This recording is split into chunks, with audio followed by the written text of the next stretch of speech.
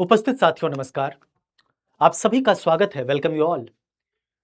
दोस्तों, आप तैयारी कर रहे हैं उत्तर प्रदेश पुलिस कांस्टेबल की। 8, 9, 10 जून से परीक्षा है। हमारे पास महज दिन 9 या 10 के करीब, आज 30 हो गया तो मान के चलें कि 9 दिन के पूरा 9 दिन है हमारे पास। इन 9 दिनों में 10 दिनों में मान के चले 10 दिन लिखा हुआ है। तो ये जो 9-10 दिन है हमारे लिए बहुत ही ज़्यादा महत्वपूर्ण हो जाता है, खास तौर पे उन विद्यार्थियों के लिए जो पहले से तैयारी करता आ रहा है और उनको अंतिम समय में ज़्यादा ही स्ट्रैटेजी की आवश्यकता पड़ती है कि अंतिम समय में क्या करा जाए। देखो, अब दोस्तों, आप सब जानते हो कि उत्तर प्रदेश पुलिस भर्ती बोर्ड का नॉर्मलाइजेशन, ये सब कुछ से परिचित हो। उत्तर प्रदेश सब इंस्पेक्टर 2025 की भर्ती 2026 में एग्जाम आपको सारा आईना दिखा दिया, और 2015 14 15 मार्च में जो एसआई का एग्जाम दिया होगा, वो भी कांस्टेबल वाले भी, कुछ एसआई वाले भी कांस्टेबल दे रहे होंगे। ठीक है, उम्र बढ़ने के साथ जो उम्र 3 वर्ष की बढ़ोतरी हुई थी उसके मुताबिक आ गए हैं। अब सवाल ये है कि अंतिम समय में क्या करना चाहिए। सारी बातों को दरकिनार करके एक बतौर विद्यार्थी के तौर पे आपको क्या करना चाहिए। देखो मेरे अजीज दोस्तों, यह समय नया पढ़ने का नहीं है। कुछ भी ऐसा आपसे ना बन रहा हो, आप नए चैप्टर को ना बिल्कुल पढ़ने का प्रयास भी ना करें। इसलिए जो पढ़ा है उसको इतनी बार रिवीजन करो, इतनी बार रिवीजन करो। खास तौर पे मैं जीके जीएस के बारे में बोलूंगा। मैं आपसे जीके जीएस के बारे में जरूर बोलूंगा। जीके जीएस के बारे में इसलिए बोल रहा हूं क्योंकि जीके जीएस पूरी तरह से बेस्ड होता है, it's related to facts, fact पे बेस्ड होता है। तो कम से कम इसका रिवीजन तो खूब कर लो, और बहुत जरूरी है इन दिनों में रिवीजन करना। और मैं देखो ये लक्ष्य मैं सोच रहा था मैं लिखूं 250 का टारगेट रखो। क्या रखोगे 250 का टारगेट?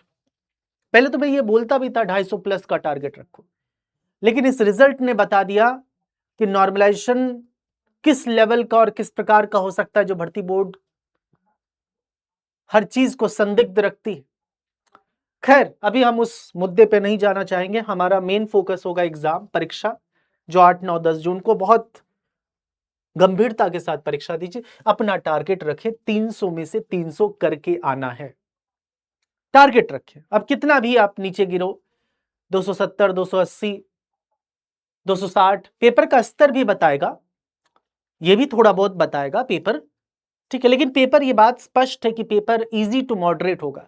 चमत्कार नहीं होगा, आप भी जानते हैं। चमत्कार का मतलब है कि वाहियात बातें नहीं होंगी, कि कुछ भी, वो भी नहीं होगा। हाँ, वो जरूर हो सकता है, एक आध घटिया चीजें हो सकती है, उसके जो प्रश्न पूछे जाते हैं जीके जीएस में खास तौर पे, वो हो सकता है।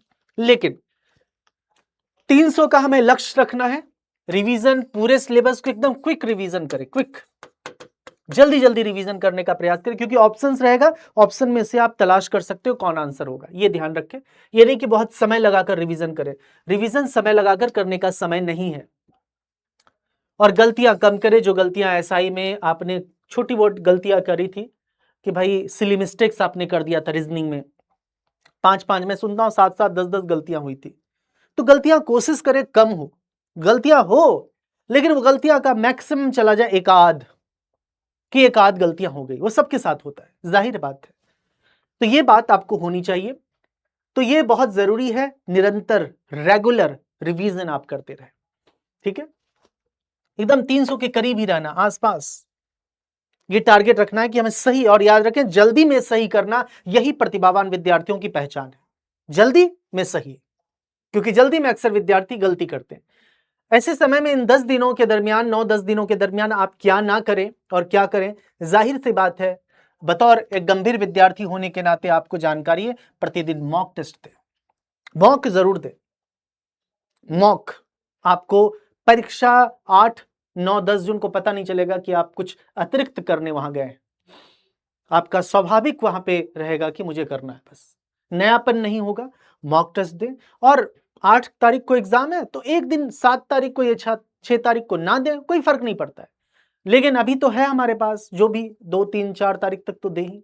एग्जाम के मान लीजिए आपका 9 को परीक्षा है, ऐसे भी आप 8 से जैसे परीक्षा शुरू होती है तो एक अलग माहौल सा क्रिएट हो जाता है, पेपर देखने लगते हैं। तो आप 6 तारीख तक मॉक, या 5 तारीख तक, 5 तारीख ही 2 दिन छोड़ दो, मॉक जरूर दें, वो भी फुल लेंथ मॉक की बात हो रही है। पुराने नोट्स का रिवीजन बिल्कुल करते रहें, और खास तौर पे जो एप्लीकेशन पे टीचर्स ने पढ़ाया वो एप्लीकेशन पे, ठीक है, क्योंकि एप्लीकेशन पे आपकी जो पढ़ाई हुई होगी सिस्टमैटिक, उसका रिवीजन जरूर करें, क्योंकि जिम्मेदारी से टीचर वहां पढ़ाता है। अपनी गलतियों का विश्लेषण करें 7-8 घंटे की नींद जरूर ले। अब इसमें मैंने 7-8 घंटे लिख दिया, इसमें 6-7 कर लो, लेकिन 6 तो रखोगे ना दोस्त, ऐसा थोड़ी कि 3-3 घंटे सोओगे, उससे कुछ नहीं होगा नहीं, लिटरली बता रहा हूं, नहीं होगा। क्या ना करें, जाहिर सी बात है, नई किताब ना छुएं, मैराथन वीडियो पर निर्भर ना रहें। ये खास तौर पे विद्यार्थी की बड़ी समस्या रहती है कि मैराथन वीडियो पे है कि मैराथन आएगा तो उस पर निर्भर रहता है, कुछ आएगा। भाई मैराथन वीडियो पे मत निर्भर रहो, उसका ज्यादा से ज्यादा मैक्सिमम उसका पीडीएफ लेके देख लो बस। जो काम आप 12 घंटे में करोगे वो काम मुश्किल से मुश्किल 1 घंटे, 1.5 घंटे, 2 घंटे मैक्सिमम हो जाएगा, तो 10 घंटे का समय तो बचा। इसलिए बेवजह इस तरह के 12 घंटे, मैं खुद जो है 6 घंटे की क्लास लूंगा या 4 घंटे की क्लास लूंगा, तो इंगेज मत होना। मैं आपको पीडीएफ बोलता हूं, अर्गो मान लीजिए पीडीएफ से आपको क्लैरिटी नहीं होती है, वीडियो देख लो, कुछ चीजें देख लो। ये मैराथन वगैरह जो है ये नवसिखिया के लिए होता है। आप बहुत समझदार, शालीन, कुशल, गंभीर विद्यार्थी हैं। मैं इस बात की विरोध नहीं कर रहा हूं कि मैराथन वीडियो ना देखो, मैं बस इतना कह रहा हूं कि उसके पीडीएफ को देख लो, और जहां जहां आपको लगता है देखना चाहिए उसको देख लो, कि भाई यहां यहां पे देखना है, ये समझ में नहीं आए जाके वीडियो में देख लो बस, ठीक है। और जो कमजोर विषय है उसको लेकर आप मत डरिए, क्योंकि उसका, उस कमजोर विषय का दूसरे विषय पे इम्पैक्ट पड़ता है, इस बात का आपको ध्यान रखना है, ठीक है दोस्त।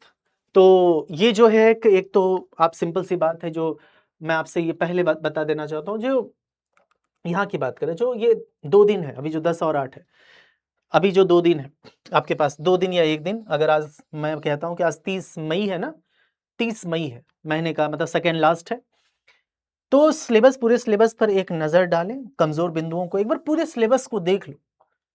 ऐसे समय में आप क्या करो, पूरे सिलेबस को आप देख लो, कंप्लीट सिलेबस को, जो कमजोर पोर्शन है उसको एक बार देख लो प्रॉपर तरीके से, ठीक है। उसके बाद जो है आगे जो आपके पास दिन बचेगा उसमें मॉक टेस्ट को जो है दिन में 2-2 मॉक दे दो, 2-2 मॉक दो, और उसके बाद मतलब अगर दे सकते हो 2 मॉक दो, 1 मॉक भी चलेगा, 1 मॉक भी काफी है, मैं ये नहीं बोल रहा हूं 2 ही दो, अगर आप उस तरह के विद्यार्थी को परिपूर्ण हो चुके हो तो 1 मॉक काफी है। बाकी आप चीजों को तो देखेंगे, रोज आप टेस्ट थोड़ी देंगे, आप कमियों को देखेंगे, कुछ पॉइंट्स देखेंगे, कुछ फॉर्मूला, इन सब चीजों को, छोटे छोटे पॉइंट जो बारीक है, मोटे मोटे तो कर लिया आपने, छोटे छोटे पॉइंट जो बारीक है जिससे आप स्किप कर सकते हैं परीक्षा में, वो ध्यान रखें। टारगेट हमारा 300 रहेगा, जो टारगेट स्कोर है हमारा 300 रहेगा। अब इसमें से आप कितना भी जो भी गलतियां करोगे वो कम हो जाएगा, सिंपल से कुछ प्रश्न स्किप करोगे वो भी हो सकता है, हालांकि स्किप क्या, यहाँ तो सारे प्रश्न का आप उत्तर दोगे ही, नेगेटिव नहीं है, सारे प्रश्न का उत्तर, जो गलतियां होंगी, मान लीजिए 10 प्रश्न गलत हो गए तो 20 नंबर कट हो जाएंगे, 15 गलत हो गए तो 30 नंबर कट हो जाएंगे, तो ये मेरी बात समझ रहे हैं आप।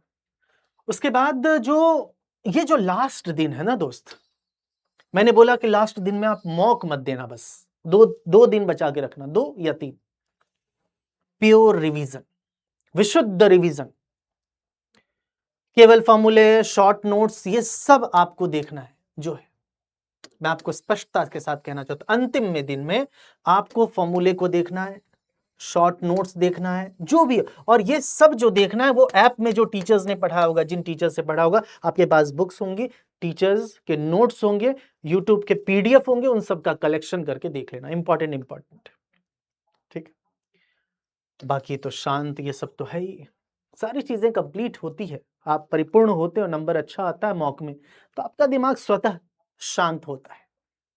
बस अशांत भर्ती बोर्ड के चाल चलन से अशांत होता है, और अभ्यर्थियों को दिक्कत नहीं है, उसको जितना बोलो पढ़ने वो पढ़ लेगा, ठीक है। बस पक्षपात होता है भर्ती बोर्ड के द्वारा, तो यहीं पर मसला आता है। लेकिन मैं बोलूंगा आपके बस में है, जो आपके हद में है वो सब करिए आप, और आप कर रहे हैं, तैयारी कर रहे हैं, इसमें कोई दो राय नहीं है।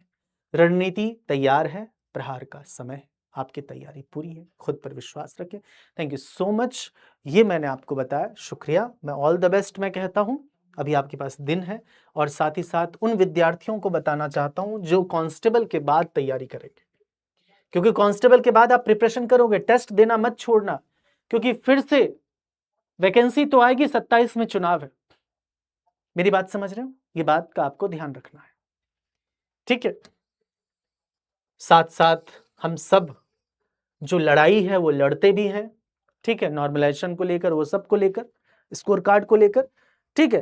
तो ये है आपका जो आने वाले एग्जाम देने के बाद, क्योंकि ये एग्जाम देने के बाद, क्योंकि ये जो है 1799 का है, 1 साल का, 12 महीने का, ये आपको अभी जो लास्ट में है उसको ध्यान में रखकर 1799 का कोड ये इस्तेमाल करना। नीचे डिस्क्रिप्शन में लिंक लगा होगा 1 साल का, ये कोड, अप्लाई कोड का ऑप्शन आएगा, उसमें अप्लाई कर देना। ये है आपका पूरे 1 साल का, 29, 30, 31 तक ये इसी प्राइस में आप ले सकते हैं। बात समझ में आ रही? तो ये जानकारी आपको दे रहा हूं, ठीक है। तो मैं आपसे पुनः कहना चाहूंगा उपस्थित साथियों, गंभीरता के साथ अपनी प्रिपरेशन करिए। कोई दिक्कत, कोई समस्या, कोई परेशानी या किसी भी प्रकार के संशय हो, आपको लगे कोई दुविधा, तो प्लीज इस नंबर पे आप साझा कर सकते हैं, इस नंबर पे साझा कर सकते हैं किसी भी तरह की समस्या हो, और ये आपको रिप्लाई मैं स्वतः आपको दे दूंगा, इस नंबर पर आप साझा कर सकते हैं, ठीक है। क्लियर है? तो thank you so much for joining, धन्यवाद, अपना ख्याल रखें, गॉड ब्लेस यू।